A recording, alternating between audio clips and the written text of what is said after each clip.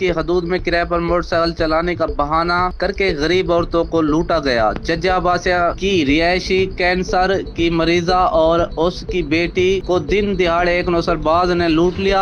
अपनी मां का इलाज करवाने के लिए अड्डा जज्जा बासिया से एक किराए के मोटरसाइकिल पर जहर पीर की तरफ जाते हुए रास्ते में जबरदस्ती करके सोने की बालियां और कुछ पैसे छीन कर फरार हो गया। औरतों के मुताबिक मोटरसाइकिल सवार ने मास्क लगाया हुआ था, जिसकी वजह से हम इसे पहचान न सके। औरतों का SHO थाना जहर पीर DPO रहीम यार खान RPO बहावलपुर से अपील है कि FIR दर्ज करके चोर को गिरफ्तार किया जाए। कैमरामैन टीम के साथ सईद अहमद, पाक एशिया TV, जहर पीर।